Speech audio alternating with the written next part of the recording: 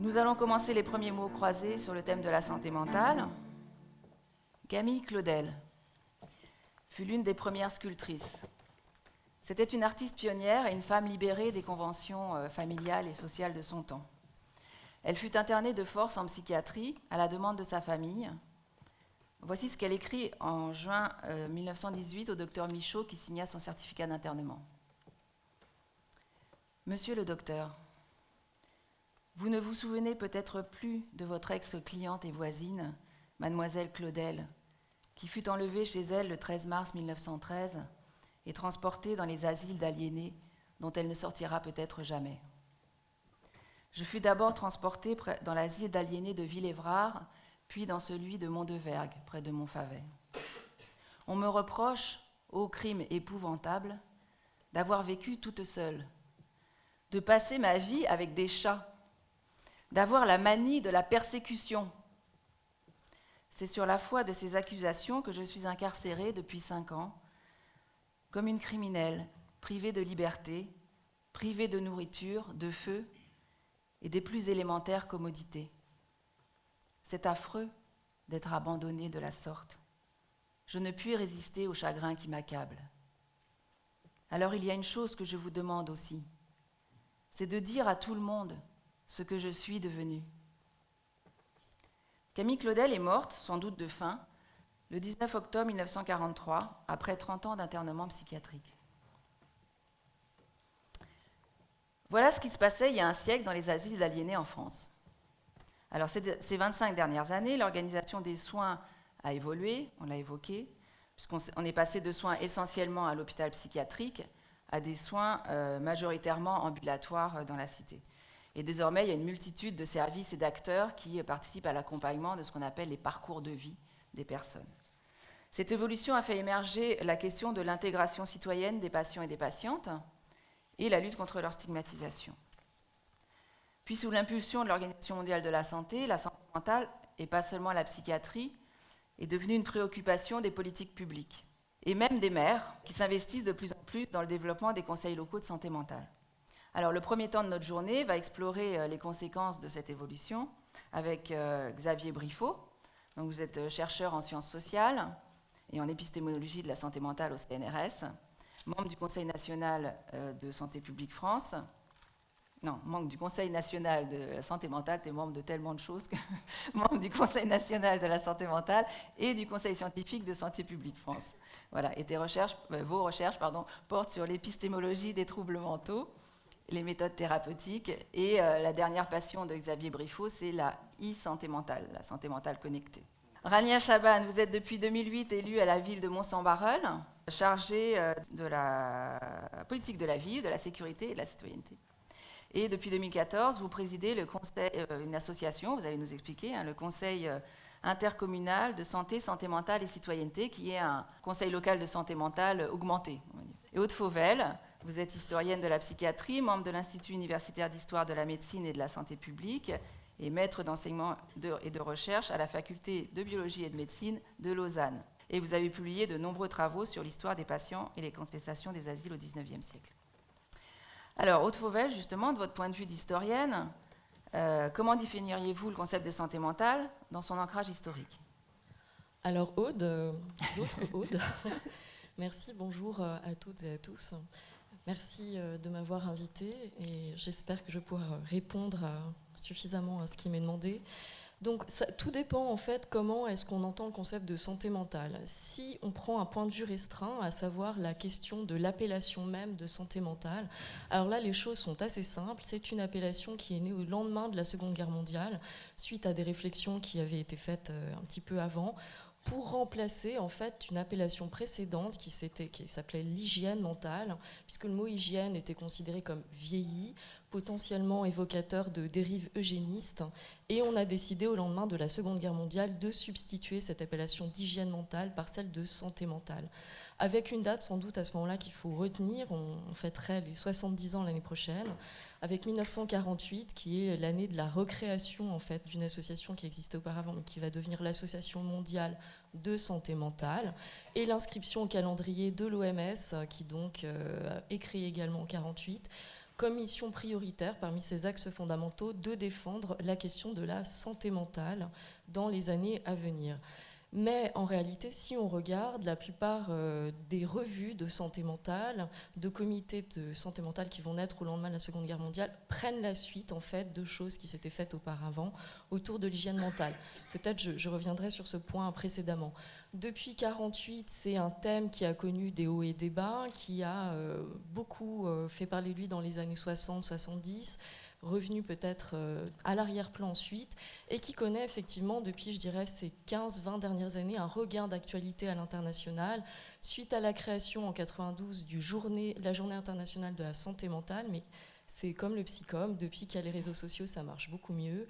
Un certain nombre de rapports qui ont été faits, une définition unifiée de la santé mentale aussi en 2004, des plans de santé mentale, que ce soit à l'international ou dans divers pays. Donc voilà, donc si on prend un point de vue restreint qui serait de définir la santé mentale et son histoire autour de l'appellation, c'est assez clair, c'est depuis 1948 jusqu'à aujourd'hui. Par contre, si on s'intéresse au concept de santé mentale, qu'on peut, disons, définir sur deux plans, la première chose qui serait de dire que la santé mentale, c'est pas une absence de troubles psychiques, c'est pas, voilà, il y a ceux qui ont des troubles psychiques et il y a les autres qui sont en santé mentale, mais c'est quelque chose comme un processus qui est plurifactoriel, qui est une approche holistique, qui concerne tout le monde et qui donc peut être entravé ou amélioré. Ça, ce serait un premier plan d'une sorte de définition. Et un autre aspect du concept qui serait de dire, voilà, il n'y a pas les autres et nous, il n'y a pas les insensés, les sensés, les déséquilibrés, les équilibrés. Mais il y a donc un continuum, ce qui va de pair avec l'idée de penser la santé mentale plurifactorielle et comme un processus dynamique. Alors à ce moment-là, en fait, le concept est consubstantiel à l'histoire même de la médecine mentale, puisqu'il y a toujours eu des politiques, des médecins et surtout, je reviendrai sur ça tout à l'heure, des patients qui ont essayé de définir la santé mentale ou quelque chose comme ça depuis les débuts de la médecine mentale, comme on l'appelait, face à des personnes qui préféraient poser une division assez stricte entre les fous et les non-fous. Donc en fait, cet effort existe depuis même en fait qu'on parle de troubles mentaux. Et les patients ont joué un rôle fondamental là-dedans. Suivant les pays, suivant les époques, je dois dire, on a parlé tout à l'heure de retard de la France, c'est un très vieux retard, il faut bien le dire. C'est quelque chose qui a plus ou moins été entendu, souvent pas très entendu, il faut quand même bien le dire, et qui a plus ou moins été mis en pratique, et parfois assez déformé, mais en tout cas, donc si on prend juste l'appellation, c'est une histoire vieille de 70 ans, si on prend l'idée de la santé mentale comme un concept, c'est une beaucoup plus longue histoire. Merci de cet éclairage. Alors Xavier, alors on change de champ, là, dans l'histoire on passe à la sociologie. Xavier, dans votre analyse sociologique, donc la santé mentale, ça se voit comment ? Alors, donc dans une analyse sociologique, en fait, le concept de santé mentale, on ne va pas vraiment le définir a priori. Hein. Le but, c'est d'abord de regarder ses utilisations en société, parce qu'avant d'être un concept, c'est d'abord une expression, santé mentale, qui va avoir des usages, qui va avoir des fonctions, qui va avoir des effets dans la vie sociale. Alors, je prends tout de suite un exemple. Vous vous souvenez probablement qu'il y a quelques semaines, il y a eu une fusillade gravissime, une de plus, aux États-Unis, dans une église au Texas. Et à cette occasion, Donald Trump s'est exprimé, une fois de plus, en disant, je cite, « Je pense que la santé mentale est le problème dans ce cas. Il s'agit d'un individu très dérangé qui a beaucoup de problèmes depuis longtemps. C'est un problème de santé mentale à son niveau le plus élevé. » Alors qu'est-ce qu'il fait là, Donald Trump ? C'est une imputation de causalité individuelle. C'est-à-dire qu'il est en train de nous dire la cause de la fusillade, elle est dans le tireur. Et en plus, selon le point de vue qu'il adopte, elle n'est même pas dans le tireur, elle est dans une sous-partie du tireur qu'il appelle son mental, qui en l'occurrence serait donc dérangé. Alors ce qui est intéressant, c'est le choix justement du terme problème de santé mentale d'un point de vue rhétorique. Parce qu'il ne dit pas ce qu'on pourrait entendre à d'autres endroits, dans certaines unes récentes en France par exemple. Il ne dit pas c'est un cas psychiatrique, c'est un malade mental, c'est un cinglé, c'est un psychopathe. Non, la catégorie qui subordonne les autres, c'est donc la santé mentale, qui est donc ici supposée altérée. Alors ça, le choix de cette expression, ça va lui permettre de passer comme ça, de façon fluide, de la problématique individuelle, celle du tireur, à une problématique sociale. Et il ajoute en effet, nous avons beaucoup de problèmes de santé mentale dans ce pays. Donc qu'est-ce qu'il fait ? C'est qu'il recatégorise le problème à un niveau sociétal, ce qui va lui permettre de l'opposer à un autre problème que ça n'est pas selon lui. Il ajoute en effet, ce n'est pas une question liée aux armes. Donc, le choix du terme « problème de santé mentale » pour désigner d'abord un individu, le glissement vers la multitude d'individus qui présenteraient de tels problèmes aux États-Unis, et l'opposition de ce problème qui est, dans ces mots, pluri-individuel et non pas social, à un autre problème qui n'est pas le problème selon lui, c'est-à-dire un problème social d'accès aux armes, ça lui permet un acte qu'on pourrait dire performatif, c'est-à-dire qui crée les choses en les disant, un acte performatif qui crée deux visions du monde opposées, santé mentale d'un côté, problème d'armes de l'autre côté, qui vont générer des politiques opposées. Et là, on s'attend à ce que la politique, ça va être d'agir sur la santé mentale. C'est un jeu sur la hiérarchie logique des catégories, en fait. C'est-à-dire, soit la catégorie fusillade, elle est subordonnée à la catégorie santé mentale, soit elle est subordonnée à la catégorie accès aux armes. Dans les deux cas, c'est une polarisation et un renversement arbitraire d'un fait qu'on pourrait dire en fait relationnel. C'est-à-dire, pour qu'il y ait une fusillade, il faut qu'il y ait un agent, qui est ici un humain, il faut qu'il soit en relation avec des moyens de tirer, et il faut qu'il ait l'intention de tirer. Et c'est ce complexe tripartite qui est causal, en fait. S'il n'y a pas d'agent, il n'y a pas de fusillade, il n'y a pas d'arme, il n'y a pas de fusillade, et il n'y a pas d'intention, il n'y a pas de fusillade. Dans le propos de Trump, la subordination de la puissance causale de cette entité plurielle qu'on pourrait appeler tire-arme avec heure et intention, avec arme et intention avec les tirets, à celle de l'entité individuelle tireur, ça va s'accompagner en plus d'une inversion des catégories entre mental et personne. C'est-à-dire que dans ce qu'il dit, l'acte du tireur, il est causé non pas par la personne, mais par son mental, et même plus précisément par le dérangement de ce mental. Et finalement, la personne devient un instrument du dérangement du mental, d'où la politique qu'on suppose qui va probablement résulter, qui va chercher à agir sur le dit dérangement mental comme facteur causal. Alors je prends un deuxième exemple qui est plus proche de nous, c'est la prévention du suicide en France. Alors dans un rapport du Haut Conseil de la santé publique en 2007, sur la question de prévention du suicide, donc il était écrit la recommandation suivante. Il faut inscrire la prévention du suicide dans le champ de la santé mentale. Alors cette phrase, il fallait la mettre en rapport avec une autre phrase qui était mise en exergue dans le rapport, qui était « Les données épidémiologiques et suicidologiques soulignent le lien étroit entre le suicide et la santé mentale. Ce lien étroit, c'est que les actes suicidaires surviennent le plus souvent chez des personnes qui présentent des caractéristiques qui sont classiquement interprétées par les disciplines psychiatriques comme des troubles mentaux. Classiquement des troubles de l'humeur, de la personnalité, de l'impulsivité, de l'agressivité, etc. Personnes qui, par ailleurs, rencontrent des événements précipitants, qui sont des conflits, des ruptures personnelles ou professionnelles, différents stresseurs, et qui, par ailleurs, ont accès, au moment où elles sont envahies par une dynamique de passage à l'acte suicidaire, à des moyens de se tuer. C'est probablement l'exemple du policier d'il y a quelques jours en France. Donc, à l'instar de la tuerie de masse des États-Unis, c'est aussi dans le suicide une entité plurielle qui a une puissance causale. Dans l'acte suicidaire, pas de trouble mental, pas de suicide, pas de déclencheur environnemental, pas de suicide, pas de moyen de se tuer, pas de suicide. Donc la phrase du rapport du HCSP, ça signifiait qu'il fallait replacer cette entité plurielle et les quelques centaines de milliers de personnes qu'elle concerne dans la juridiction des professions de santé mentale. Ça, c'était l'intention des rédacteurs du rapport, dont j'étais à l'époque, donc c'est pour ça que je m'en souviens. Mais cette phrase, elle a été interprétée différemment par des associations ou des institutions de santé publique qui étaient davantage concernées par ce qu'on appelle classiquement la promotion de la santé.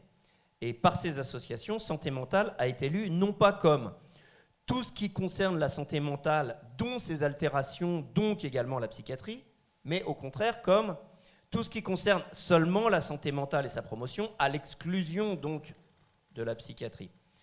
Donc dans la première lecture, celle du HCSP, qui est la maladie mentale est un sous-code de la santé mentale, le suicide va donc se retrouver dans la juridiction des professionnels de santé, dont les psychiatres. Dans la deuxième lecture, qui est la santé mentale s'arrête là où commence la maladie mentale, le suicide va se retrouver plutôt dans la juridiction de l'éducation, de l'économie, de la politique au sens large, des associations d'écoute, mais pas des professionnels de santé. Donc là encore, on a deux visions de la vie différentes qui s'instancient dans ces lectures. Donc pour finir, j'ai pris ces deux petits exemples avec pour objectif d'illustrer en fait les usages par des groupes sociaux du terme de santé mentale à des fins qu'on pourrait dire stratégiques, c'est-à-dire pour atteindre les objectifs qui sont les leurs. Et si ce terme peut être utilisé comme ça, c'est-à-dire à des fins stratégiques, et qu'il est en réalité très souvent utilisé comme ça, c'est parce que cet état qu'il est supposé dénoter, donc la santé mentale, quoi que ça puisse vouloir dire, on va y revenir, cet état de santé mentale a acquis un statut de désirabilité sociale et individuelle particulièrement élevé. Comme l'a écrit Alain Ehrenberg il y a une quinzaine d'années déjà, la souffrance psychique et la santé mentale semblent être l'horizon de l'individualisme contemporain, comme le paradis et l'enfer étaient celui du Moyen-Âge. Et à l'instar de l'enfer et du paradis, qui ne dénotent évidemment aucun fait empirique, la souffrance psychique et la santé mentale génèrent toute une organisation qu'on pourrait dire, pour filer la métaphore, de clergé et d'ouaille. Et aujourd'hui, on appelle ça agence de santé publique et population. Toute une organisation sur laquelle donc il est quand même indispensable de porter un regard critique. Et je pense qu'on va y revenir dans la deuxième partie. Merci Xavier. Moi, ce que j'entends dans vos deux discours, c'est quand même toujours cette dichotomie dans la conception, c'est-à-dire soit quelque chose de continu, soit le fou et l'autre. C'est-à-dire soit la position de Descartes, je ne suis pas fou parce que j'ai la raison, là où la raison fait la séparation entre le fou et le non-fou, soit la position de Pascal, chaque homme est fou, la folie est constitutive de l'être humain. Et on retrouve ça dans les deux explications que vous venez d'exposer. Alors, du côté des élus qui se sont vus tout d'un coup découvrir que, à l'insu de leur plein gré, au début, les questions de santé mentale les concernaient, alors qu'ils pensaient au début, les élus, que ça concernait que la psychiatrie, que les soins, que la santé mentale, ça ne se passait pas dans la ville, ça se passait derrière les murs de l'hôpital. Alors, Rania Chaban, en tant qu'élu, comment vous percevez, vous, ce concept ? Alors, j'ai le regret de vous dire qu'il y a encore certains élus qui considèrent que la santé mentale, les fous, ne sont pas les citoyens dont on préfère s'occuper au quotidien, que c'est le souci de la psychiatrie, que c'est le souci de l'hôpital. J'ai encore le souvenir d'un élu à qui j'étais allée faire la claque pour lui demander d'intégrer l'association intercommunale de santé mentale et de citoyenneté que j'ai le plaisir de présider, qui m'a répondu « Oui, mais moi, la seule chose qui m'intéresse, c'est que tu me trouves des moyens pour mes hospitalisations d'office, pour ne pas retrouver les gens 15 jours après dans ma rue, etc. » Donc, j'ai bien compris tout de suite que lui et moi, on n'allait pas faire un bout de chemin ensemble. Voilà, donc c'était dit. Donc oui, il y a encore des élus qui sont sur cette vision-là, mais je trouve, enfin de là où je parle, moi de ma petite expérience d'élu très très locale pour le coup, que les choses avancent, que les choses se transforment en termes de représentation de la santé mentale dans les territoires. Et c'est pour ça, d'ailleurs, que l'association intercommunale de santé mentale et de citoyenneté a toute son importance sur nos territoires. Pourquoi ? Parce que déjà, on considère que la ville, c'est l'espace qui permet le mieux d'appréhender toute la thématique santé, de manière très globale, toute la globalité des questions de santé, et ça permet aussi, ce territoire-là, de les mettre en évidence. Juste une petite précision, vous parlez de l'association intercommunale. En quelques mots, si vous pouvez... C'est en fait un conseil local de santé mentale, mais comme je le disais tout à l'heure, mais pas que. Ça regroupe 5 communes. Donc c'est assez rare, parce que généralement les conseils locaux de santé sont plutôt communales. Là, on est parti, mais je reviendrai peut-être après sur le détail, mais c'est pas grave. On est parti donc sur une alliance avec 5 élus, 5 maires, qui ont décidé, sous l'impulsion d'Alain Rabary, qui était le maire de Ronchin à l'époque, et président de créer une association intercommunale pour parler et pour coordonner des actions en faveur de la santé mentale, mais également de la santé et de la citoyenneté. Et ça, vraiment, pour nous, c'est important que, justement, santé mentale, vous le retrouvez au milieu, entouré de santé et de citoyenneté. Mais pourquoi, en fait, on est parti sur cette idée-là, même si l'association Interco, dont je vais vous parler maintenant, il ne faut pas l'oublier, c'est l'héritage de 30 années derrière, des années 70, où voilà, il y avait un fort mouvement de réflexion sur les institutions psychiatriques. Donc, moi, je ne suis que le petit porte-voix d'une histoire qui est bien plus ancienne. Donc, je reviens sur la ville. Pourquoi les élus, ces élus et d'autres, hein, par ailleurs, ont décidé de réfléchir sur ces questions-là? Tout simplement parce que ça nous paraissait logique que les questions de santé doivent être prises en compte par les élus, même si je le rappelle, ce n'est pas une compétence générale du maire. Alors certains me disent, oui, mais effectivement, ce n'est pas une compétence générale du maire, mais quand même, le soin, la santé, ça ne se réduit pas à la maladie. Ça englobe plein de choses. Il y a des paramètres multiples qui conditionnent le bien-être des populations qui vivent sur nos territoires. C'est le bien vieillir, chez soi si possible, c'est la petite enfance, c'est une politique de transport adaptée, c'est de l'insertion professionnelle, c'est de l'accès au sport, c'est de l'accès à la culture. Et on n'est pas seulement responsable en tant qu'élu de la protection des personnes et des biens, mais aussi de leur bien-être. Alors c'est sûr que c'est beaucoup plus complexe. Ça peut parfois être un peu, cette complexité, elle peut un peu des fois mettre en distance les yeux en se disant mais comment je vais faire? Est-ce que je dois être garant de tout? Au moins d'être garant des plus faibles, de l'épanouissement, de la prise en compte sur nos territoires des personnes les plus fragiles, dont les personnes qui souffrent de troubles psychiques. Car l'idée étant qu'ils sont citoyens à part entière et qu'on ne gère pas une ville, on ne s'occupe pas d'une population seulement pour les choses un peu fun, le banquet des aînés, le voyage des aînés, le goûter des aînés. Enfin, j'ai rien contre les aînés, mais voilà. Il y a des côtés très fun quand même à l'action politique sur une ville, mais à notre sens, et là je me fais vraiment le porte-voix de l'ensemble des élus qui travaillent avec moi dans l'asso, l'idée c'est quand même d'aller en direction de tous les citoyens et notamment des plus fragiles. On a une obligation de veille, on a une obligation d'accompagnement et une obligation de prendre soin. Ça c'est vraiment l'ambition de notre action sur les territoires. Donc l'ambition de notre association, il y en a 3. C'est de lutter contre toutes les stigmatisations et toutes les discriminations en matière de santé, et plus particulièrement en matière de santé mentale. Moi, j'ai toujours la même question, la même interrogation, parce que cette histoire-là m'a vraiment bouleversée. En matière de santé, dans les villes qui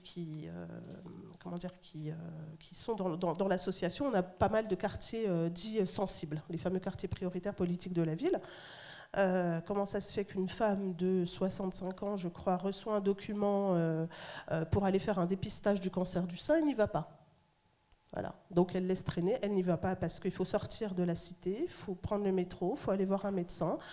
Des fois il y a la barrière de la langue, la barrière de la compréhension qui est là, donc cette femme ne répond pas à ce dépistage-là. Voilà. Je ne vous raconte pas si, en plus, cette femme souffre de troubles psychiques. Voilà. Donc, du coup, on arrive à des situations dramatiques qui, nous, élus, nous heurtent, nous bouleversent aussi. Et on se dit, voilà, qu'est-ce qu'on peut faire justement pour coordonner une réponse et des actions à destination des populations les plus vulnérables. Donc, c'est déjà lutter contre toutes les stigmatisations et toutes les discriminations. C'est également améliorer l'accompagnement, la prise en charge, comme je viens de vous dire, des personnes, en développant un partenariat, vraiment un maillage sur le territoire qui nous paraît extrêmement important, avec des partenaires locaux qui tous, de là où ils sont, avec leurs moyens, peuvent faire avancer cette question-là sur les territoires. Et c'est évidemment favoriser la participation des usagers. Alors là, pour le coup, plus des usagers de la santé mentale à toutes les décisions qui sont prises, notamment les décisions qui les concernent. Alors dans l'association, on a une forte représentation des usagers de la psychiatrie au travers des groupes d'entraide mutuelle, donc les fameux GEM, Amitié, Partage et les Ch'tis Bonheur, au travers des porte-paroles des usagers également, je vais peut-être en reparler un peu plus tard. Ouais. Pour nous, c'est vraiment important. C'est un axe fort, un enjeu essentiel. Donc, voilà, et qui rejoint donc l'obligation morale et éthique de s'occuper des personnes qui sont en souffrance psychique dans nos territoires, dans nos villes, car c'est elles qui en ont le plus besoin. Merci. Alors justement, par rapport à cette préoccupation de soigner hors de l'hôpital, Haute-Fauvel, est-ce que c'est vraiment quelque chose de nouveau ou pas ? Alors là, on entre sur mes terres, Voilà. celle de l'histoire, donc je pourrais vous en parler pendant des heures. Je vais essayer de synthétiser et de présenter quelque chose qui soit lisible pour tout le monde.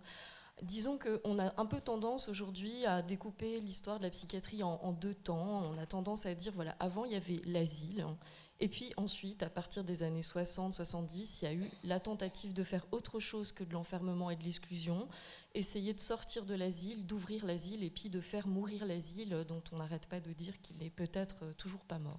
Alors cette vision d'une histoire qui est coupée en deux temps, l'asile et puis l'après-asile, il faut la nuancer et elle est en partie fausse. Et surtout, l'histoire française, il faut bien le dire, n'est pas superposable forcément à ce qui a pu se passer dans d'autres pays. Si je dois essayer de très grossièrement trouver des lignes de force dans ce qui concerne l'histoire de la médecine mentale, dont on estime qu'elle a été créée en gros au début du 19e siècle, on peut grosso modo dire qu'il y a eu un peu deux attitudes, et ça rejoint d'hier à aujourd'hui, la réaction de l'élu, on va voir que c'est pas nouveau, un peu deux attitudes dans la façon de penser le problème. La première, c'est de dire, voilà, la première personne qu'il faut protéger, finalement, c'est la société. Et le fou, quelle que soit la manière dont on le définit, c'est surtout celui qui pose un problème à l'ordre public, c'est éventuellement celui qui est dangereux. Donc finalement, le premier client, c'est la société qu'il faut protéger des personnes. Et les personnes, on verra si on peut en faire quelque chose, mais on verra. C'est un peu la réaction un petit peu de l'élu. Une deuxième attitude consiste à dire non, d'ailleurs, il n'y a pas forcément de lien à poser entre folie et dangerosité. Et le premier client, entre guillemets, en tout cas la première cible qui doit être, c'est pas la société, ce sont les patients. Et ce qu'il faut viser, c'est plutôt leur insertion que leur exclusion. Alors c'est vrai que d'un point de vue historique, la première attitude, grosso modo, est quand même celle qui a, dominé le champ jusqu'aux années au moins 50, voire 60, voire toujours d'ailleurs dans certains pays. Pour reprendre l'exemple de la France, on a longtemps pensé que les aliénés, comme on les appelait avant les malades mentaux, étaient avant toute chose des dégénérés. C'est la théorie de la dégénérescence. Ensuite, on a parlé de tarés congénitaux. C'est des termes que vous avez peut-être entendus, parce que malheureusement, c'est des termes qu'on emploie toujours, le dégénéré. Et donc, dans cette idée, il fallait mettre les dégénérés dans des asiles, les y laisser. Ceux qui sont allés plus loin ont dit, finalement, puisque c'est héréditaire, peut-être qu'on peut les stériliser. Et ceux qui ont fait un pas de plus ont dit, finalement, ils sont dangereux, ils ont des tares qui peuvent être transmises, on n'a qu'à les euthanasier, comme ça, c'est plus clair. Alors ça, c'est vrai que, puis ça c'est relativement bien connu, c'est ce qui a dominé grosso modo le champ occidental pendant longtemps. Mais, c'est quand même un big mais qui est important de souligner, ça n'est pas été l'avis de tout le monde, et il y a eu dans des endroits et dans des pays particulièrement des gens qui, dès le départ, ont dit non, écoutez, l'asile, moi ça me semble pas forcément être la bonne solution. Enfermer, donc ça c'était un mot de l'époque, enfermer n'est pas traité, donc ça c'est un slogan qui existe depuis le 19e siècle, et des gens qui ont pensé au contraire que ce qu'il fallait faire c'était insérer, et on parlait de méthode de liberté par opposition à méthode d'isolement. Dès le 19e siècle, on a parlé de déstigmatisation, de traiter hors les murs, d'essayer de créer justement des équipes mobiles, des traitements dans la ville. Et il faut quand même savoir qu'au début du XXe siècle, dans certains endroits d'Europe, on traitait jusqu'à la moitié, voire dans certains endroits la quasi-totalité des patients, alors qu'il n'y avait pas de médicaments à l'époque, dans des prises en charge ouvertes hors les murs. Donc c'est quand même important, même si c'était minoritaire. Dans quel pays, par exemple ? Alors par exemple en Écosse et par exemple en Belgique, où il y a la célèbre ville des fous qui s'appelle Gel, qui est beaucoup un fantasme, mais c'est vrai qu'à Gel, on traitait les patients dans la ville et non pas dans l'asile.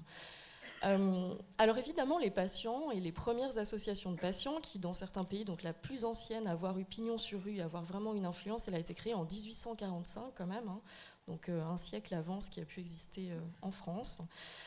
Les associations de patients, vous comprendrez bien, sont retrouvées beaucoup plus dans cette vision que dans celle de l'asile, ça c'est évident, étaient beaucoup plus proches de ce type de défense.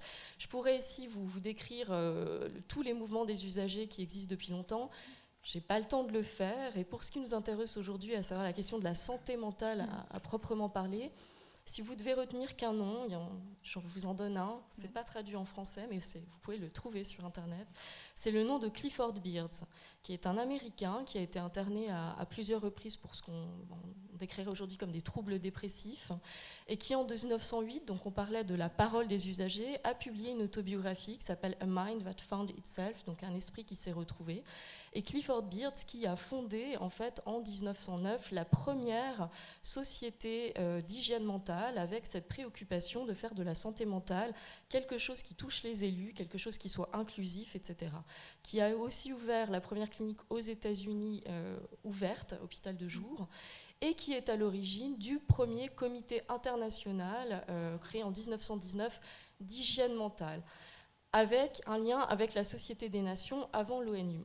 Et je tiens à insister sur le nom de Beards parce que quand s'est ouverte l'association pour la santé mentale en 1948, c'est en fait en reprenant, c'est la transformation du comité d'hygiène qui avait été créé par Beards. Il était mort à cette époque-là, il est mort en 1943, mais il est considéré comme le président honorifique de cette association. Je pense, et c'est important pour moi de souligner, on a tendance aujourd'hui, vous le verrez beaucoup dans des articles, à dire voilà, c'est l'OMS qui a créé la santé mentale, c'est une définition 2004, etc. Une vision un petit peu du haut vers le bas, ce serait une création d'experts qui diffuserait un petit peu vers le bas. Or, je pense que c'est quand même important aujourd'hui de souligner, surtout qu'on parle de déstigmatisation des usagers, de la voix des patients, d'expliquer qu'au contraire, en tant que concept et en tant que mouvement, c'est un mouvement qui a été lancé par le bas, si je puis dire, par des patients, et qui a remonté par le haut. Je pense que ce serait quand même important de systématiquement le rappeler. Si vous allez creuser sur le site de l'OMS, vous trouverez le nom de Beards, mais si vous regardez la littérature scientifique sur la santé mentale, ce n'est pas vraiment ce que vous trouverez mentionné en premier. Alors, juste pour terminer sur les nouveautés par rapport à Beards aujourd'hui, je sais qu'on aime bien le nouveau, le neuf, mais je pense que c'est important de voir la tradition pour voir aussi ce qui a échoué dans le passé, dans ces tentatives qui peuvent aussi nous apporter beaucoup. Et aujourd'hui, tout de même, c'est sûr qu'un pas qualitatif et un pas, je dirais, de possibilité d'action a été franchi, c'est sûr. L'OMS et la Fédération mondiale de santé mentale n'ont pas les mêmes moyens, des moyens infiniment plus grands de coordination qui n'étaient pas possibles auparavant, ça c'est une première chose. Il y a un souci de scientifisation, d'expertise sur la santé mentale et un relais qui a été fait qui n'existait pas avant, ça c'est clair. Et puis enfin, et ça c'est vraiment une nouveauté, une réelle internationalisation du souci de santé mentale et cette idée relativement finalement récente que la santé mentale c'est l'affaire de tous et c'est l'affaire de tous, pas seulement des occidentaux, parce que pendant longtemps c'était considéré que c'était une problématique occidentale, un luxe d'occidentaux de s'occuper de ces problèmes. C'est vrai que là, et c'est particulièrement plus fort depuis ces 10 dernières années, on a l'idée que la santé mentale concerne absolument tout le monde et que c'est un souci qui doit concerner tous les types de populations dans la cité et au-delà, qu'ils soient occidentaux ou pas, qu'ils soient migrants, qu'ils soient locaux. Et ça, c'est un changement, je dirais, assez fort tout de même par rapport à la longue histoire de la santé mentale. Merci. Xavier Briffaut, les limites du concept de santé mentale. Et alors, on est aussi dans les limites de notre temps. Ouais. Si tu peux en tenir compte, merci.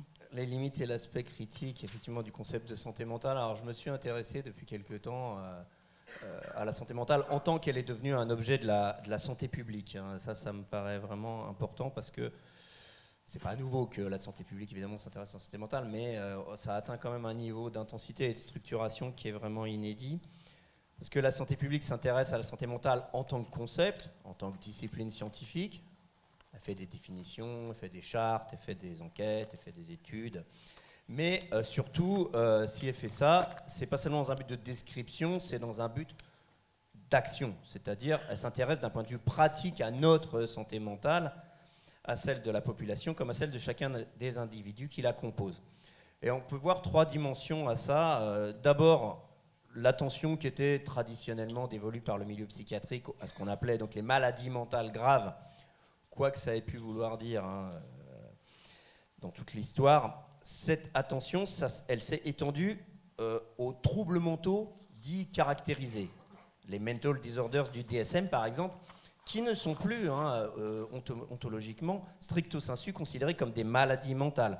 Ensuite, ça s'est étendu à la souffrance psychique et enfin à la santé mentale, d'abord dans ses altérations, puis ensuite dans sa totale généralité comme santé mentale dite positive. Donc on a une extension complète, thématique de la santé publique. Ensuite, la focalisation principale qui était au départ sur le traitement, c'est-à-dire la prise en charge des troubles des maladies lorsqu'ils sont déjà présents, cette prise en charge s'est étendue, élargie pour englober désormais la prévention des troubles.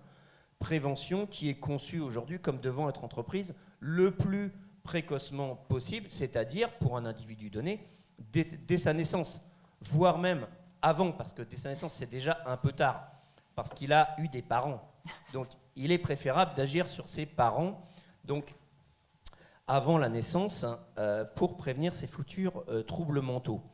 Et outre la prévention des troubles, donc la santé publique et son dispositif a également étendu sa juridiction sur la promotion de la santé mentale, c'est-à-dire pas seulement la tentative d'éviter des troubles, mais celle de développer dans la population des caractéristiques qui sont spécifiquement conçues comme relevant d'une santé mentale positive. Et troisième aspect, ces deux accroissements des juridictions du dispositif de santé publique se sont accompagnés de ce qu'on pourrait appeler une politisation croissante des enjeux liés à la santé mentale. Parce que dans les sociétés démocratiques contemporaines, la bonne santé mentale définit de plus en plus ce que c'est qu'une vie bonne.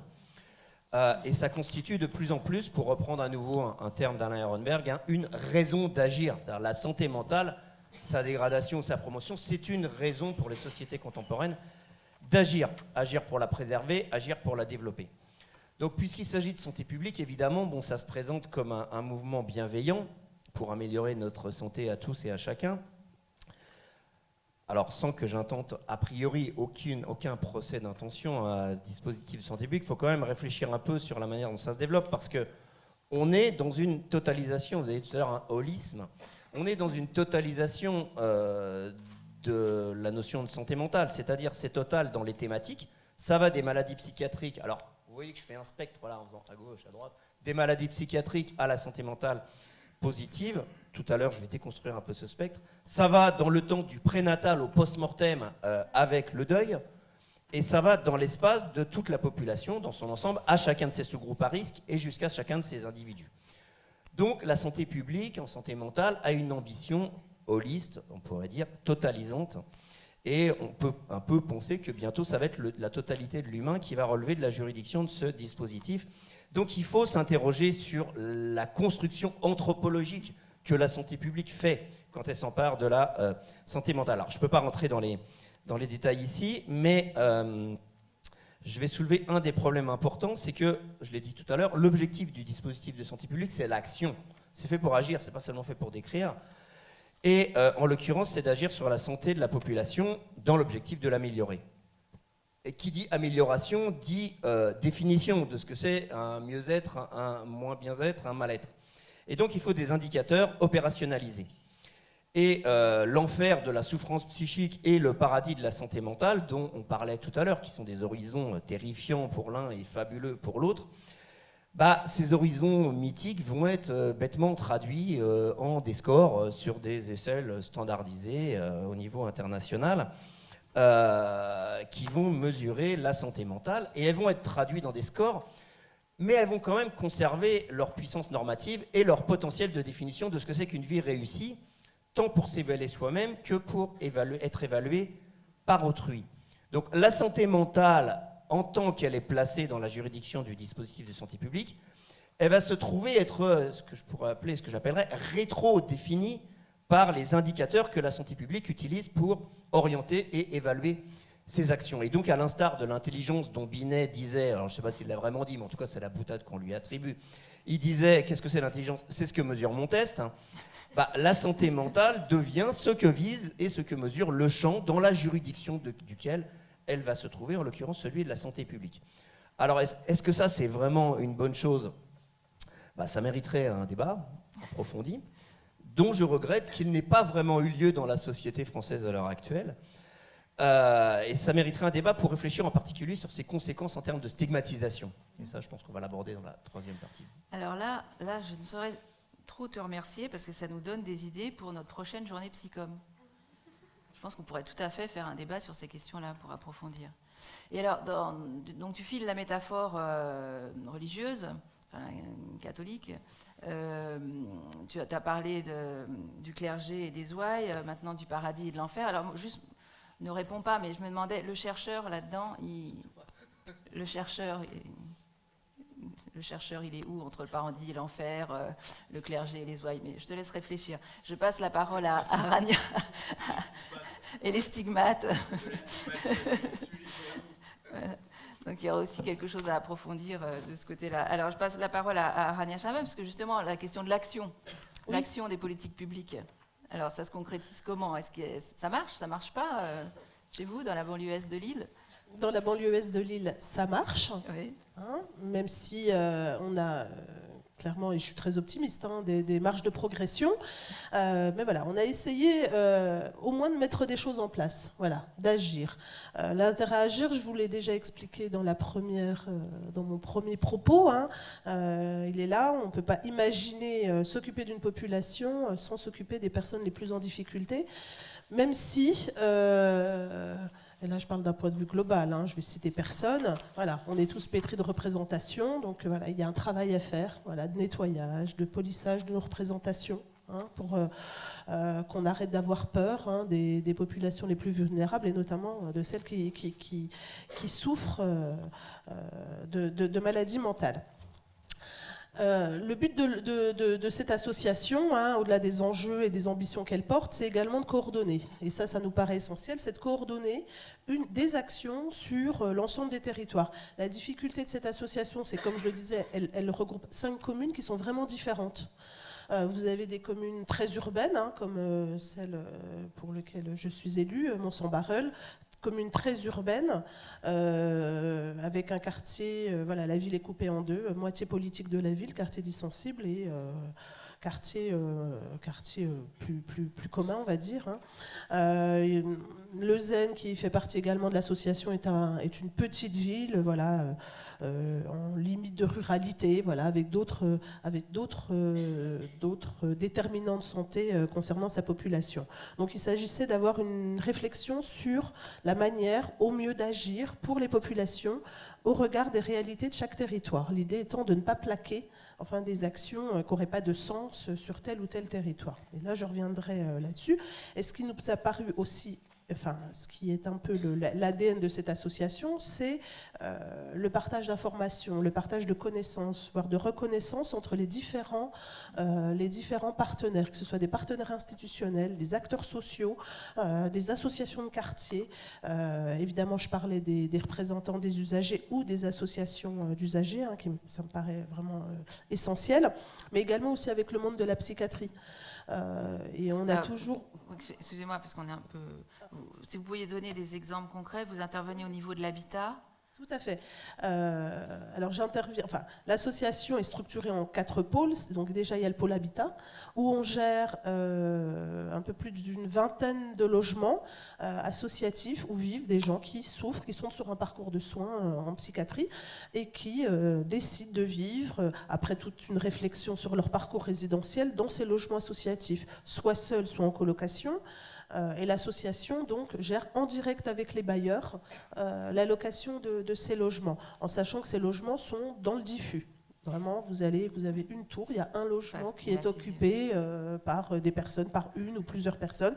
Il n'y a absolument rien qui indique que ces personnes sont en souffrance psychique ou ont des soins, etc. Il y a des équipes mobiles, donc de l'EPSM, que je salue d'ailleurs, qui peuvent passer et qui passent selon le parcours de vie de la personne, qui peuvent passer une fois par mois, voire plus, 4 fois par jour, si c'est nécessaire. L'idée étant vraiment d'avoir aucun marquage sur ce que ces personnes peuvent vivre, parce qu'il paraît quand même essentiel qu'elles puissent vivre comme tout un chacun au milieu de leurs voisins et participer à la vie de la commune autant que possible. Donc ça, c'est le premier pôle, pôle habitat, qui est vraiment un pôle extrêmement important. On réfléchit d'ailleurs dans ce pôle justement à on a toute une réflexion sur éventuellement la mise en œuvre de lieux de répit, de lieux un peu où on peut rester 3 mois, 6 mois, le temps de se construire un petit peu. Donc je vais aller encore plus vite. Oui, merci. On a également le pôle prévention-information, Et donc ce pôle est chargé d'organiser par exemple les ateliers mieux-être, qui sont des ateliers en fait qui ont lieu dans les territoires, mais vraiment au cœur des quartiers, au cœur des villes, sur des thématiques, que ce soit de la santé un peu plus globale, j'arrive pas à dormir, etc., ou mon fils est collé aux écrans, qu'est-ce que je fais ? Ou des thématiques de santé mentale spécifiques, schizophrénie, entendeur de voix, etc. Et l'idée, c'est que les ateliers mieux-être, alors ils sont vraiment au cœur des territoires, au cœur de la cité. 2, ils sont animés par un praticien et par un usager ou un représentant d'usager. Et c'est là que c'est vraiment important parce que, je vous le disais, l'enjeu de cette association, c'est quand même d'aller faire du dépistage, d'aller porter une voix. Et quoi de mieux que de faire parler les gens qui eux-mêmes sont dans un parcours de soins vers d'autres, parce que ça permet justement de casser les barrières, d'être plus sur un sachant qui vous pose un diagnostic et que vous devez accepter quoi qu'il se passe. Pôle culture. Ouais. Après, celui-là est vraiment important. Le pôle culture, c'est essentiel. L'accès à la culture est une liberté envers les citoyens que nous devons de mettre en œuvre. Il nous paraît important que cet accès à la culture, alors chez nous, il se fait via la Galerie Frontière, qui est une galerie d'art, via la gestion pour l'association de 500 œuvres d'art d'un fonds d'art contemporain qui est composé d'œuvres d'art données par des artistes. Donc c'est un fonds d'art qui date des années 70. Hugues Duchesne, je pense que Jean-Luc Roland en parlerait beaucoup mieux que moi, est composé donc d'œuvres d'art et aussi d'œuvres d'art donc fait par des usagers de la psychiatrie au travers d'ateliers d'artistes. Ou pas la psychiatrie. Voilà, tout à fait. Et c'est pas spécifié au moment des expositions. Loin de là, heureusement. Voilà. L'idée est vraiment qu'il y ait un accès facilité, mais sans aucun marquage qui pourrait dire telle personne elle est malade, telle autre elle l'est pas. Voilà. Merci. On arrive à la fin de cette table ronde, mais avant, il y a une dernière question que je vous pose à tous finalement. C'est est-ce que le concept de santé mentale, vous pensez que ça a un impact justement sur la stigmatisation ? Est-ce que c'est opérationnel ? Alors en quelques mots, je ne sais pas qui veut commencer, Aude, Xavier, Rania. Alors je vais faire l'historienne. Et en quelques mots. Alors moi j'aimerais bien être optimiste, mais je reste prudente sur cet aspect-là. Je pense que quand le concept, tout dépend ce qu'on en fait, c'est ce que Xavier Briffaut a très bien dit auparavant, quand c'est un concept de partage et quand il comprend aussi le partage avec les usagers, l'idée de savoir partager, tout ce que j'entends là, je suis raisonnablement optimiste, mais le concept de santé mentale peut être entendu complètement autrement, avec une tentation totalitaire. J'assiste sur le fait que Beers, déjà en 1908, disait l'hygiène, et donc c'était l'hygiène mentale, c'est de la prévention, c'est du traitement, mais c'est aussi, et le dit verbatim dans son autobiographie, changer les mentalités et le regard porté sur les personnes folles. C'était son but. Or, qu'est-ce que c'est devenu l'hygiène mentale pendant l'entre-deux-guerres ? C'est devenu améliorer la race, c'est devenu, oui, on va peut-être normatiser qu'est-ce que c'est que cette hygiène mentale, c'est devenu une tentation très totalitaire, et c'est d'ailleurs pour ça qu'on a changé le vocable et qu'on est passé à celui de santé mentale. Alors, je ne dis pas qu'on risque forcément la même chose, mais je pense qu'il faut rester, disons, prudent aussi sur ce qu'on peut faire autour d'un vocable, parce qu'on peut en faire tout et n'importe quoi, et puis on voit qu'effectivement, il y a du côté de la santé mentale un risque, enfin, en tout cas, une captation d'une espèce de forme d'expertise. Or, c'est pas ça. Enfin, moi, je pense que, et puis dès le départ, c'est pas ça. C'est l'idée d'un partage. Donc là, il y a quelque chose qui se joue, auquel il faut être assez attentif. Et puis, il y a aussi cette idée d'une normatisation, de définir à tout prix qu'est-ce que ce serait que la bonne santé mentale, comme on avait voulu définir ce que serait la bonne race et la bonne hygiène mentale de la bonne race. Et là, on passe à de la normativité plutôt que de la compréhension. Et donc là, je pense qu'il faut être prudent. Donc voilà, quand on entend optimisme prudent, si on entend santé mentale dans sa pluralité comme un terme de partage, je pense que ça peut toujours être très porteur, mais à condition que ça ne dérive pas. Et je pense qu'il faut réfléchir justement aux moyens de garder le dynamisme de cette notion plutôt que de la figer, qui serait vraiment le risque, à mon sens. Merci. Xavier, en quelques mots. J'avais préparé une première partie de démolition en règle du DSM. Donc je vais passer directement dans la suite de ce que vous venez de dire. est-ce qu'on va faire mieux avec le concept de santé mentale que ce qu'on a fait jusqu'à présent, en particulier s'agissant de contribuer à la déstigmatisation? Moi, je ne suis pas du tout sûr. Pourquoi? Parce que le concept de santé mentale, en vrai, il est encore moins bien défini que celui de trouble mental, qui déjà pose des problèmes. Parce que les troubles mentaux, aussi mal définis soient-ils en intention, c'est-à-dire dans leur définition théorique, ils ont quand même l'avantage d'avoir une définition en extension. C'est-à-dire que, au moins, est un trouble mental, ce qui est listé dans les 700 pages du DSM, et en toute rigueur, rien d'autre. Et contrairement à ce qu'on entend souvent, c'est pas tout le monde, hein. C'est assez exigeant pour rentrer dans le club de ceux qui ont un trouble du DSM. C'est quand même que 20% de la population. Donc si ça devait stigmatiser des gens, ça stigmatiserait que 20% de la population. Alors que la santé mentale, au contraire, c'est tout le monde. Et donc aussi ses altérations. Alors si on continue à filer la métaphore de l'enfer, souffrance psychique et du paradis, santé mentale, qui vient d'Alain Ehrenberg, je le rappelle. Assume. C'est ton maître. L'idée, c'est mon maître, absolument. L'idéal individuel d'un univers dont l'horizon, c'est le couple enfer-paradis, c'est donc la sainteté. Idéal qui est évidemment inatteignable, mais que chacun était sommé, je ne sais pas, de tenter d'atteindre sans jamais pouvoir le faire. Alors on disait dans le « Je vous salue Marie », priez pour nous, pauvres pécheurs, et nous étions donc tous pécheurs, en l'occurrence, parce que non saints. Saint, S-A-I-N-T-S. Et l'idéal individuel d'un univers dont l'horizon est le couple souffrance psychique, santé mentale, c'est la santé mentale. Idéal, évidemment, inatteignable, en tout cas dans la perfection absurde de la définition de l'OMS, un état de complet bien-être physique, mental et social. Et donc tous, non pas malades, mais en non-santé, non-sains, S-A-I-N-S.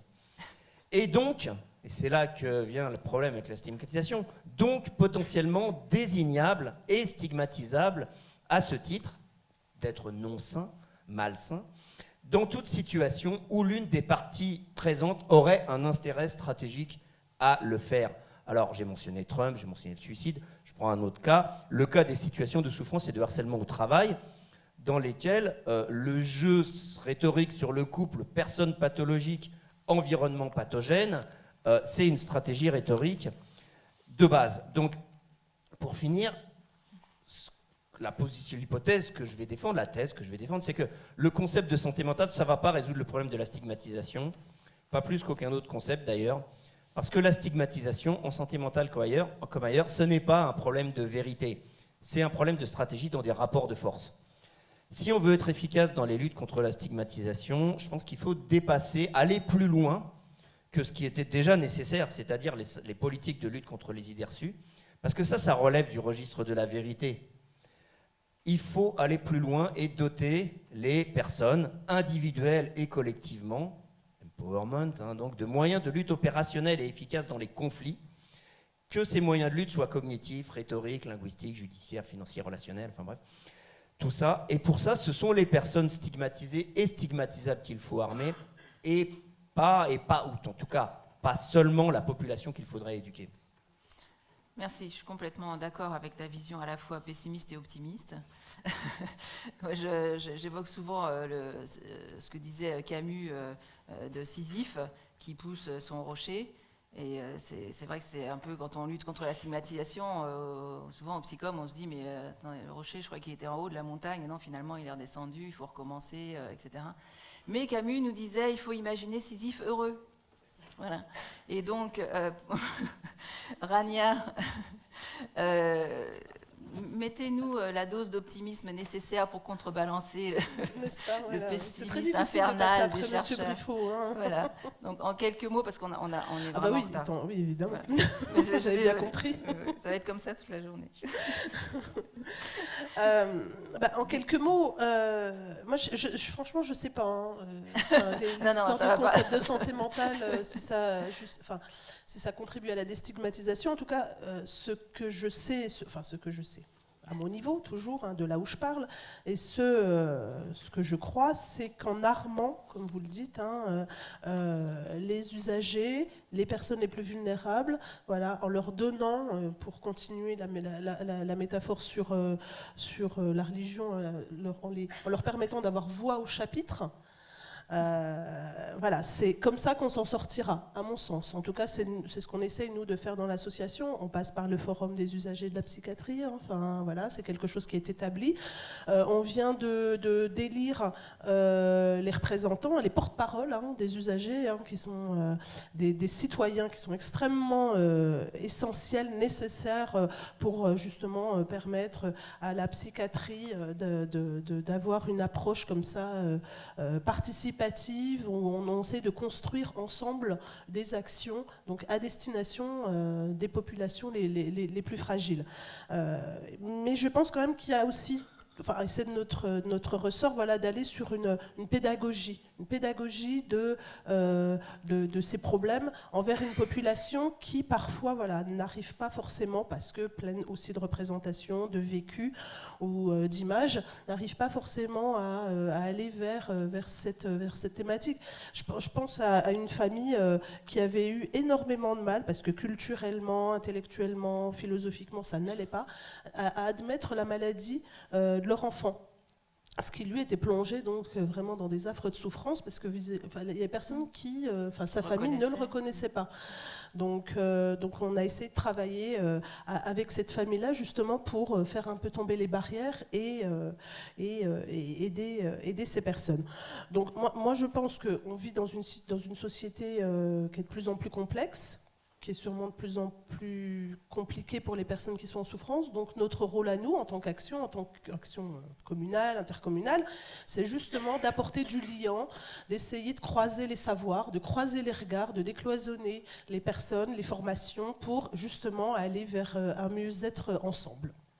Merci. Merci à vous trois. Donc, si je synthétise un peu, il y a cette idée que finalement la préoccupation de soigner hors les murs, c'est pas une préoccupation récente. Il y a des itérations au fil de l'histoire. On a essayé effectivement de penser et de mettre en œuvre le concept qui est que finalement la liberté est thérapeutique, et que ça vient de loin, qu'il y a toujours un risque de retour en arrière, d'une utilisation abusive du pouvoir psychiatrique dans le sens du contrôle social, de la supposée dangerosité, que ça c'est toujours un risque qu'il faut avoir présent à l'esprit. Et du coup, je vous conseillerais peut-être de lire les frises chronologiques avec ce filtre en tête, et qu'il y a quand même des outils nouveaux, il y a un contexte nouveau actuellement, avec en particulier la mondialisation finalement de ces problématiques, et aussi ce passage d'une prise de conscience ou d'un vécu individuel à quelque chose de plus collectif qui s'organise, et dans d'autres domaines aussi. Et moi, comme je suis de naturel plutôt optimiste, je me dis que vraiment, les choses ne pourront évoluer positivement dans ce domaine que si les personnes directement concernées prennent le pouvoir, prennent la parole, et c'est ce qui est en train de se constituer. Et ça veut dire aussi, à chaque fois qu'il y a une modification d'un rapport de domination et d'un rapport de pouvoir, ça veut dire que d'autres aussi soient prêts à lâcher de leur pouvoir. Et à cette condition-là, peut-être qu'on irait vers une société plus inclusive. Je vous remercie.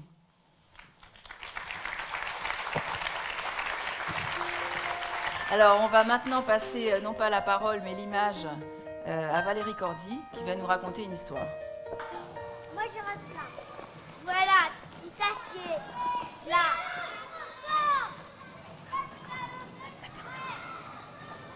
Vous êtes en prison. Vous êtes en prison. Non, t'es le coiffeur. Tu vas à côté de cigare. T'es le coiffeur. Vous êtes en prison. Vous êtes en prison. Et en prison. Vite, sortons-nous de là. C'est moi qui vais vous sortir de là. Faut sortir. Non, t'es un coiffeur. On peut sortir. J'ai cassé tout en haut. Fais le coiffeur. On peut sortir.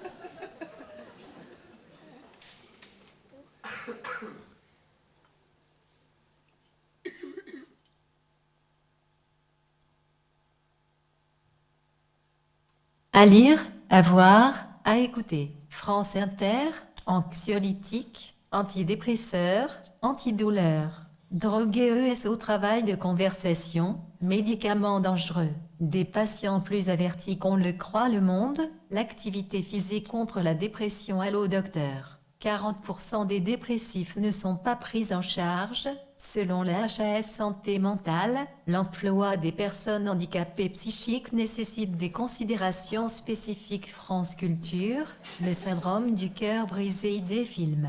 12 jours de Raymond Depardon. Psychologie, l'anorexie touche aussi les femmes de plus de 40 ans. Comment agir?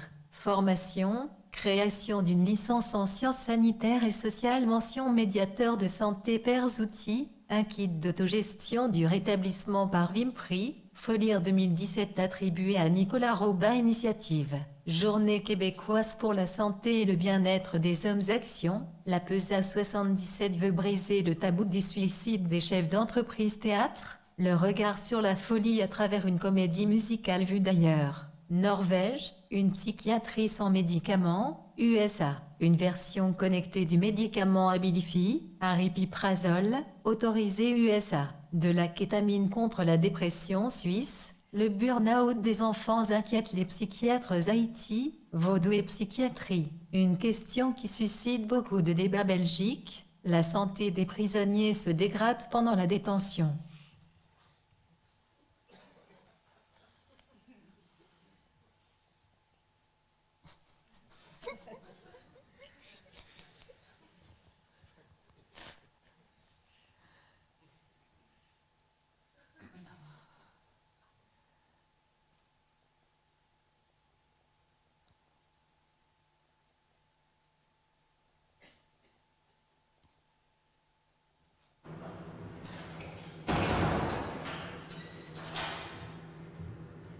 Moi, je suis la juge des libertés et de la détention et je suis chargée aujourd'hui de vérifier la procédure vous concernant. La procédure s'est passée au tribunal. Je suis jamais passé au tribunal.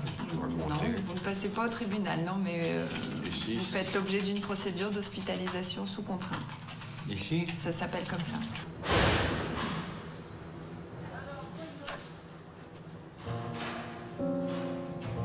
Autour de moi, il y avait 12 personnes, 12. Il faut de nombreuses personnes pour imposer la contention à quelqu'un. 12 personnes autour de moi pour m'attacher. En 2 minutes, j'avais plus de montre, plus rien. Ça, c'était très violent.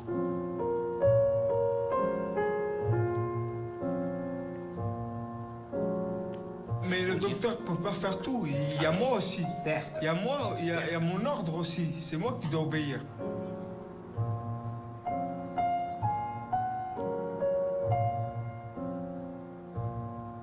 Je ne suis pas sûre que la loi me demande de décider si vous pouvez vous suicider ou pas, parce que c'est pas mon rôle. Hein.